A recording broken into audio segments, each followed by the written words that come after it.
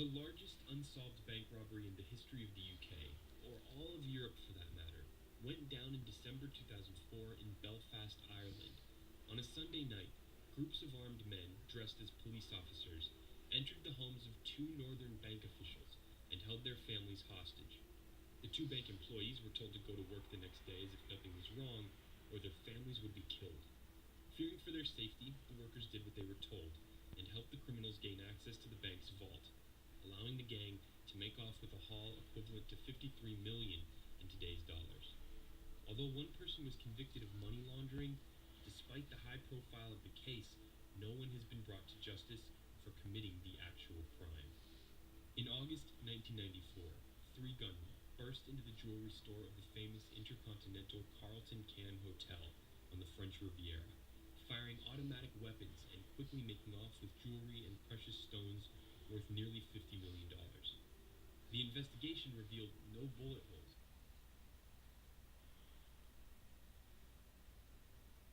meaning the guns were filled with blanks. No arrests were ever made. Interestingly, the hotel was the main filming location for Alfred Hitchcock's 1955 jewelry heist themed To Catch a Thief, starring Cary Grant and Grace Kelly. For several months in 2005, criminals working from a rented commercial property 2 blocks away from the Fortaleza branch of Brazil's central bank dug a tunnel several hundred feet long that came up right underneath the bank's vault.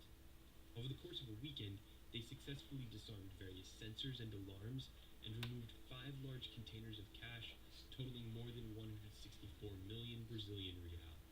The sophisticated heist wasn't discovered until Monday morning when the bank reopened, and the bills weren't numbered sequentially, allowing the robbers plenty of time to escape with cash that would be nearly impossible to trace.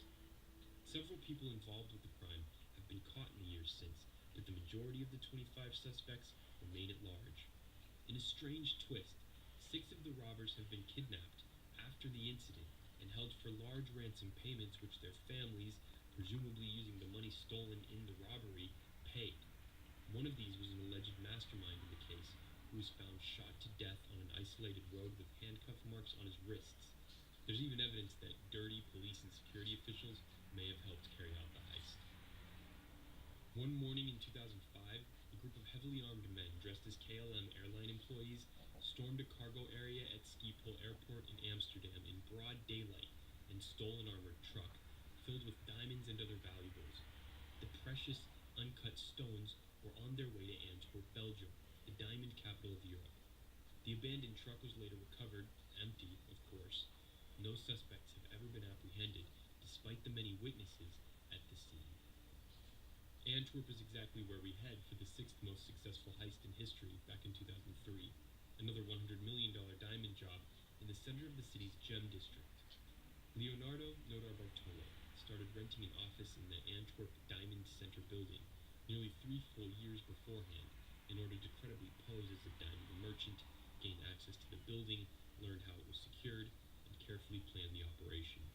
When the timing was right, Bartolo and his 5-man team sprung into action, gaining access to the vault and more than 123 of its 160 safe deposit boxes. After doing a poor job of dispensing all the evidence linking him to the crime, Bartolo was apprehended and found guilty of orchestrating the heist. Sentenced to just 10 years in prison, though, he was freed early. None of his accomplices or the diamonds were ever found. The biggest diamond heist ever was over in a flash, as you can see from this security footage of a man armed with a handgun carrying out a 30-second raid of a jewelry showcase at a French Riviera hotel. The unarmed guards were not willing to give their lives to protect the inventory, allowing the man to get exactly what he came for, a sack of 72 jewels in a suitcase that was part of a display put on by the Israeli billionaire Lev Leviv. Despite a $1.3 million reward, no arrests have been made.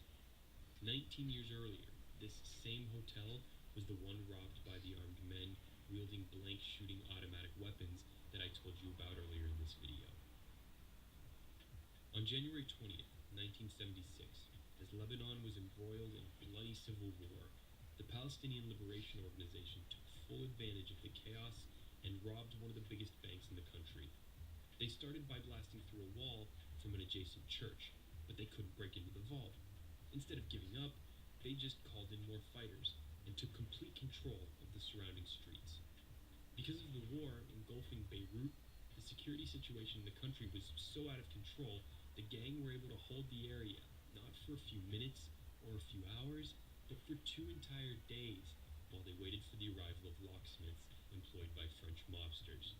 Once inside, they took 2 more days to clean out all the currency, gold, bonds, jewelry, and rare coins from the vault, making off with a haul worth around 150 million in today's money. After paying the mobsters for their services, they chartered planes and flew the loot to places like Switzerland, where much of it disappeared into the abyss that is the land of the secret tax-free bank account. In 2008, 3 men wearing ski masks strolled into a small private art museum in Zurich right before it closed on a Sunday afternoon, and, while forcing terrified staff and visitors at gunpoint to lie face down on the ground, snatched 4 paintings off the walls of one of the rooms, threw them into the back of their van, and sped off into broad daylight, never to be seen again. The 4 works stolen were Cézanne, a Degas, a Van Gogh, and a Monet, together worth an estimated $163 million.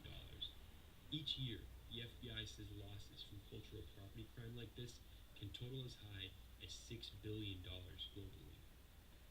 Just like in Beirut 30 years earlier, war-torn Baghdad's banks were extremely susceptible after the 2003 U.S.-led This one's unbelievable, guys. destabilized the security of Iraq. Except instead of bursting through the bank from the outside, one night in 2007, 3 guards whose job it was to guard the Dar es Salaam bank decided that a better idea would be to just go ahead and rob it. And man, did they rob it. In the biggest bank heist in history, the men made off with $282 million in U.S. bills. Since it would have been difficult to $282 million heist. they almost certainly had help from the militias. Or maybe they were forced to do it by the militias, who may have helped themselves to the money. However it went down, even though, as Notice the flag. their identities were well known, they were never caught.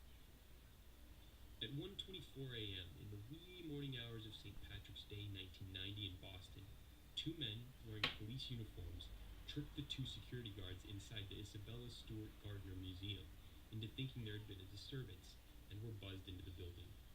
These fake cops then placed the security guards under arrest. When one of the guards asked why they were being handcuffed, the robbers responded, "You're not being arrested. This is a robbery. Don't give us any problems and you won't get hurt." The intruders then took the guards down to the basement and handcuffed them to a pipe. For over 81 minutes, the thieves worked their way through the museum, making 2 trips to their car to load it up with over 13 pieces of art, including works by Monet, Degas, Vermeer, and Rembrandt. Let me know what you guys think of this video. Thanks.